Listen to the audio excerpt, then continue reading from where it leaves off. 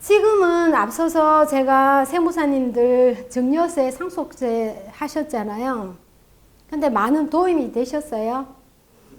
실질적으로 우리나라가 이런 구조를 갖고 있는 자체가 참 힘들게 살고 가는 나라예요.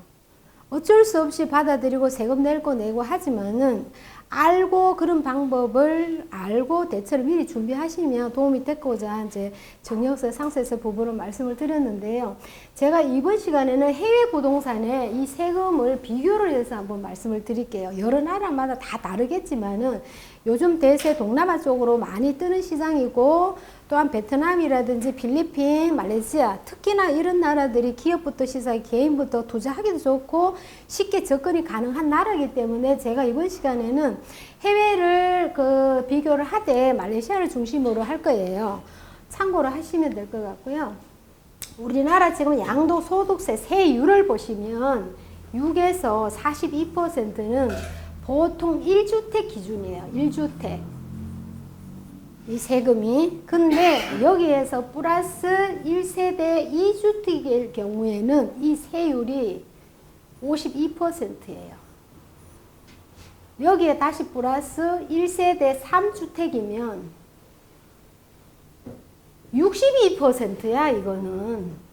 이게 벌어서 나라에 세금 반 이상 바치는 꼴인 거죠. 사실 결론이. 근데 말레이시아를 보시면 양도소득세 개념이 달라요. 우리나라하고. 여기 보시면 제가 취득일로 해놨는데 취득일이라 그러면 우리나라는 세금을 기준으로 할 때 양도소득 기준으로 할 때 보통 등기 나는 시점을 기준으로 해서 몇 년씩 이렇게 잡죠. 근데 이 말레이시아 같은 경우는 취득일은 계약일 개념이에요. 계약일 개념으로 5년 동안에 이 부동산을 다시 팔았을 경우를 보시면 2년 이내에 처분했을 때가 30%예요. 2년 이내 처분. 그러면 어떻게 되냐 그러면 사실은 중국 나기 전이라는 말이란 거예요. 왜냐 그러면 말레이시아도 선분양의 개념인데 보통 한 2, 3년 뒤에 준공이 나잖아요. 한국도 보시면 3년 정도 나는데 여기 같은 경우에도 뭐 선분양으로 땅 파면서 분양 받는 분이 계실 거고 뭐 골조 다 올라가고 2년 뒤에 분양 받는 분이 계시고 1년 6개월 만에 분양 받는 분이 계시는데 그 분양 시점이 다 다르잖아요. 그렇기 때문에 2년을 기준으로 처분하는 사람은 거의 없어요. 없다고 보시면 돼요. 제로야, 거의.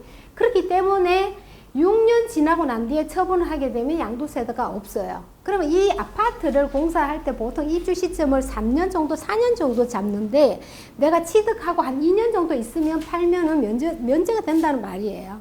쉽게 말씀드리면. 그리고 또 외국인이나 비영주권자 경우인 경우는 5년까지는 50%지만 그 이후는 5%야. 이 5%가 여기가 다른 점인데 제가 비자를 관련해서 말씀드리면 비자를 내서 만약에 샀을 경우에는 6년 뒤에는 면제가 되지만 그렇지 않은 분들은 5% 세금을 낸다는 거예요. 그러면 비자를 내갖고 실제적으로 거기를 주거를 안 하더라도 비자를 내는 게 훨씬 유리하다. 이렇게 결론이 나는 거죠. 그 다음에 보시면 이번 시간에도 했는 것처럼 상속세, 증여세인데 증여세 기준을 보시면 1억 이하부터 30억 초과까지예요.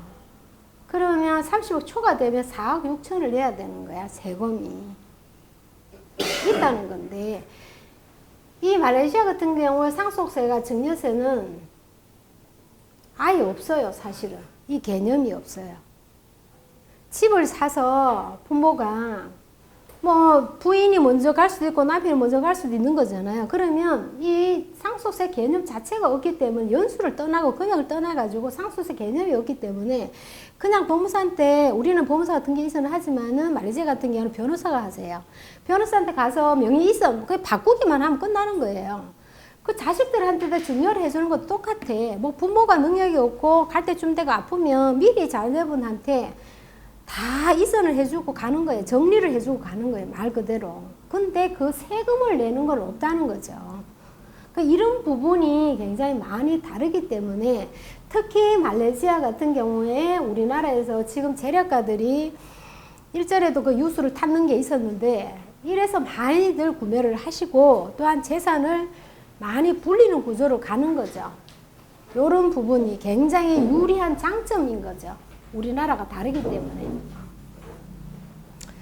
그 다음에 다른 세금을 보시게 되면 그렇게 뭐 틀리는 거는 또 우리나라하고 말레이시아가 틀리는 거는 취등록세 이게 들리는데 등기 문제가 이제 우리나라는 법무사가 하지만은 그 나라는 이제 변호사가 한다는 거. 그 차이 이외에는 거의 없다고 보시면 돼요. 그리고 이제 비자를 제가 한번 이제 들어갈 건데 이 MM2 비자라는 것이 무슨 뜻이냐 하면 이 앞에 M은 말레이시아의 나의 두 번째 집이라는 뜻이에요. 이게 그래서 10년 동안 말레이시아 체류를 할 수 있는 이러한 비자인데 보통 비자 신청할 수 있는 기준을 보시면 배우자라든지 21세 미만인 기혼자녀 그 다음에 60세 이상의 부모를 동반했을 때 이 비자가 다 가능하기 때문에 요거는 참고로 이렇게 알아두시면 되겠고요. 그리고 신청을 할 때에 보통 이제 금액이라든지 이라 필요한 게 있어. 이럴 때 보시면 50세 이상과 50세 미만이 되어 있는데요. 50세 이상은 이 나라 돈으로 50만 링기는 하나로 보시면 한 1억 4천 정도. 그리고 유동자산 1개월이 하나 280만 원. 그 다음 50세 이상은 보시면 35만 링기. 하나로 보시면 한 9,800만 원이 월 수입료가 증명할 수 있는 자료가 있어야 되죠. 그럼 한 280만 원 정도 있으면 비자 신청이 가능한데요. 여기에서도 50세 미만은 차이가 있습니다. 미만일 때는 아무래도 젊은 분이기 때문에 돈이 조금 더 어떨까요? 많이 넣어야 되겠죠? 8,400만 원. 그 다음에 1년이 되면 비자를 내고 1년이 됐을 때에 예를 들어 집을 사거나 교육이라든지 의료를 목적으로 했을 경우에는 4,200만 원을 다시 찾을 수가 있어요. 인출을 할 수가 있는 거죠. 그리고 나머지는 늘 유지를 해야 되는데 4,200원 이거는 이자를 받으시면 되기 때문에 큰 문제는 안 된다고 보시면 되기 때문에 비자에 관련해서는 그렇게 많이 부담을 되거나 하지는 않아요. 그리고 앞에서 요건을 말씀드린 것처럼 안 되는 분들도 많이 계시지만은 사실은 안 되는 비자 거의 없다고 이렇게 보시면 되겠죠. 그리고 50세 이상을 보시게 되면 하나 4,200만 원 아까보다는 조금 더 낮죠. 그리고 1년 후에는 고정된 이러한 주택이라든지 교육 이런 것들을 목적으로 승인이 된 비용은 1,400만 원을 인출을 할 수 있고 계속 말레이시아에서 예를 들어 살려면은 이제 2,800만 원을 유지를 하면 된다 이렇게 보시면 되겠죠. 그리고 말레이시아는 이제 신청 절차를 보시면 굉장히 이렇게 복잡하게 생각을 하시는 분들이 많은데 이렇게 뭐 질문 있으세요? 복잡하게 생각하시는 분이 많은데 사실 이렇게 복잡하지 않으세요. 굉장히 간단하고 요새는 젊은 분들이 개인별로 또 비자를 신청하시는 분이 계시는데 에이전트를 통해서 하시게 되면 뭐 서류라든지 복잡한 관계 전혀 없기 때문에 참고를 하시면 또 있고요. 특히나 저희 이제 사무실에서도 이제 해외 사업을 본격적으로 하다 보니까 비자를 많이 다루게 되는데요. 실상은 현지에 계시는 직원분도 계시고 만약에 관심이 있거나 하시게 되면 본인이 하시든 에이전트에서 맡기든 사실은 자유지만은 좀 수월하고 편리하게 하려고 그러면 에이전트한테 맡기는 게 굉장히 수월하니까 그것만 조금 참고하시면 될 것 같아요. 그리고 이 서류 같은 경우도 사실 많이 필요하지는 않으세요. 그렇게 복잡하거나 하지는 않기 때문에 이런 거는 저희가 세세하게 이제 거기에 관심이 계시는 분들은 1:1 상담을 통해서 자세하게 안내를 한번 해드리도록 하고요. 그리고 실제로 저희 이제 사무실에서는 실제 이제 비자를 한번 보여드리면 보시면 요게 이제 비자예요. 말레이시아 비자라고 하시고 이제 저희 이제 현지에 말레이시아 가 계시는 강 대표님 비자신데 말레이시아의 비자에 우리 여권에 보시면 여권 중간에 보시면 이렇게 따로 나오세요. 말레이시아 비자라고 찍히고 그 다음에 여기는 보시면 말레이시아 패스라고 돼 있죠. 이 패스예요. 왜냐하면 거기 나라는 시민권이나 영주권 개념이 없기 때문에 이 비자를 내게 되면 말레이시아 시민이랑 다 동일한 이러한 동일하게 취급을 해주기 때문에 이렇게 딱 나오는데 요새는 점점 우리나라에서도 비자를 신청해서 실제로 이민을 가시거나 실제로 교육을 위해서 가시는 분들이 정말 많으시고 실제 거기를 거주를 안 하시더라도 비자를 사실은 미리 해 놓으시는 게 굉장히 유리한데 왜 그러냐 그러면 옛날에는 시간도 조금 빨리 됐고 이제 조건이 까다롭지가 않았었는데 이제는 조건이 점점 좀 까다로워지면서도 시간도 굉장히 많이 걸리세요. 그런다고 비자를 내놓는다 그래서 그 나라 가서 평생 살아야 되는 건 아니세요. 말레이시아 같은 경우에는 비자를 나와도 사실은 거주를 안 해도 상관이 없으세요.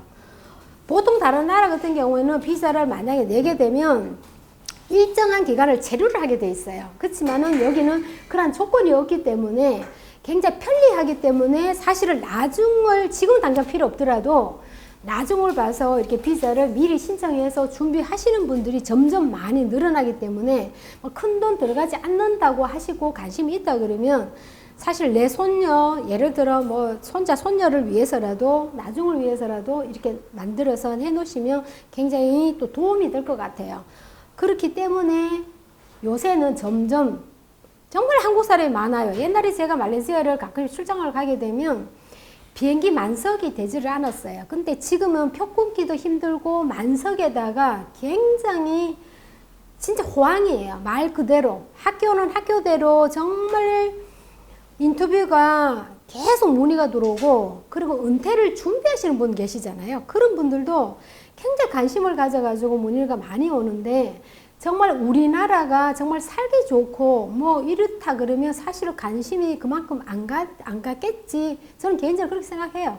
하지만 그런 시장이 안 되다 보니까 재래가들이 왜 해외로 뭐 투자를 신경을 쓰고 가고 왜 그럴까요? 그런 것들이 이렇게 보시게 되면 상황에 따라서 나도 하나의 준비가 정말 안 하는 것보다는 하는 게 낫지 않겠냐 이런 생각을 갖고 있습니다. 그리고 보시면 이거는 은행 계좌를 터서 아까 전에 50세 이상일 때는 15만 링기인데요. 이 영수증이에요. 은행 계좌 예치를 해놨다는 영수증이기 때문에 이러한 것들이 우리나라 제도랑 거기랑 조금 다른 면이지만은 그렇게 큰 돈이 들어가지 않으면서도 그 나라에 살 수, 시민권과 똑같이 살 수 있는 이러한 조건과 요건을 갖추는 거는 M2 비자가 이렇게 이제 됐다는 이 용어가 나오고 하는데 영어이기 때문에 잘은 모르겠지만은 눈에 안 익겠지만은 이렇게 보시면 어렵지 않다는 거죠. 요새는 특히나 뭐 젊은 엄마들은 교육 때문에 많이 가시고 또 나이가 드신 분들은 은퇴를 준비를 해서 미리 또한 가시는 분들이 굉장히 많더라고요. 특히 우리나라 금리가 낮아지고 이율이 낮게 되면 사실 은퇴를 준비하시는 분들은 곤욕이죠. 그 이자를 받고 생활을 해야 될 환경이 당장에 처해 있으면 그 은행 이자가 0 금리라 그러면 수익이면 사실은 의미가 없잖아요. 그래서 이렇게 수익형 부동산에 눈을 돌리든지 아니면 정말 대세죠. 요새는 지금 해외 모르면 어디 모임에 끼지도 못한다 하더라고요. 특히 뭐 동남아 쪽에 얘기를 하고 있는데 처음 듣는 얘기야 그러면 정말 왕따 수준으로 대화가 안 된다는 말들이 나올 정도로 이 동남아는 굉장히 인기가 많고 지금 한창 이제 시작하기 때문에 부동산도 사실은 비싸다 그러면 못하겠죠.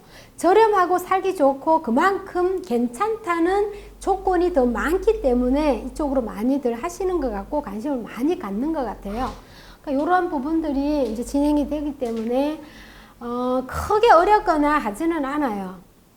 근데 미리 사실은 내가 뭐 아무 해외하고는 상관이 없는데 관심도 없는데 이런 부분도 물론 많이 계시지만은 그렇지 않은 분들은 내 대는 이렇게 살아도 내 자식 때, 내 자식의 밑에 대까지는 이런 모습을 이런 나라에서 이렇게 힘들게는 살고 싶지가 않더라.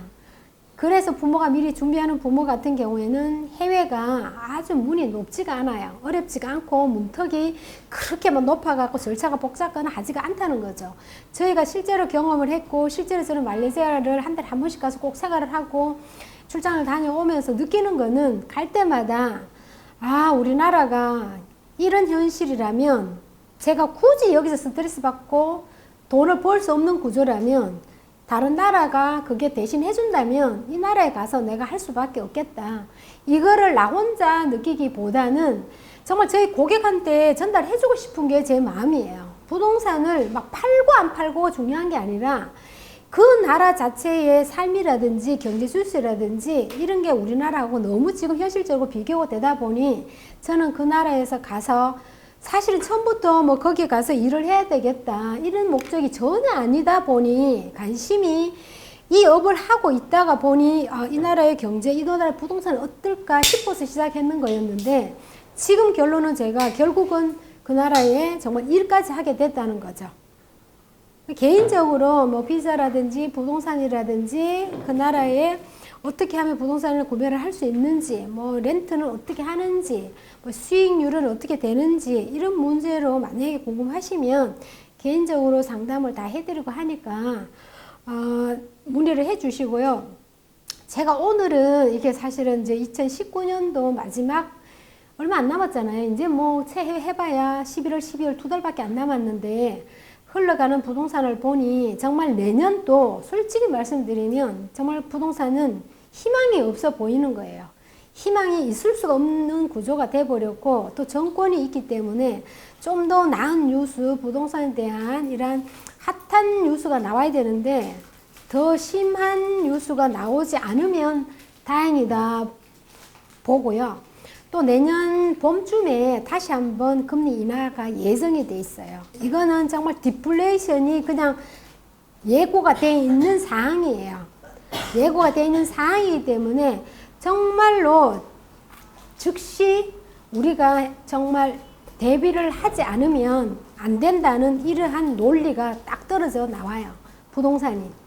그렇기 때문에 알고 당하는 거하고 모르고 당하는 거는 정말 하늘과 땅 차이예요. 이 효과가. 그렇기 때문에 미리 오늘 이 시간에 오신 분들은 정말로 대비를 미리 하셨으면 정말 당황하지 않고 위기가 와도 정말 극복하고 해결할 수 있는 이러한 대처의 길을 미리 마련하셨으면 하고요. 그리고 내년에는 어차피 부동산 시장이 하반기까지는 아직까지 전망이 안 보이지만 상반기는 자명하게 이제 원래는 그 대출 금리가 10월 달에 나올 게 아니라 11월, 12월 정도 나왔다가 넘어가야 되는데 올해는 좀 빨랐어요. 그리고 내년 초에 한 번 더 나온다고 예상을 나왔기 때문에 이미 조금 빨리 읽으신 분들은 대비를 많이들 하셨어요.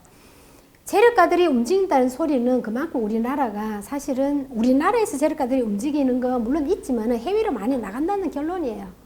그만큼 많이 나가고 관심을 갖는 부분이기 때문에 정말 나는 그 정도 능력도 안 되고 내가 어떻게 하지 이렇게 생각을 하시기보다는 나도 한번 관심을 가져보자 이거부터 출발하시면 되세요. 그거부터 출발하시고 내가 그 나라에 꼭 살아서 비자를 낸다는 것보다는 안 살지만은 비자 정도 한번 해보고 가보고 체험을 해보세요. 정말 달라져요. 제가 처음에 그렇게 그런 마음 그런 생각을 가지고 했기 때문에 이 마음을 제가 정말로 전달해주고 싶어요.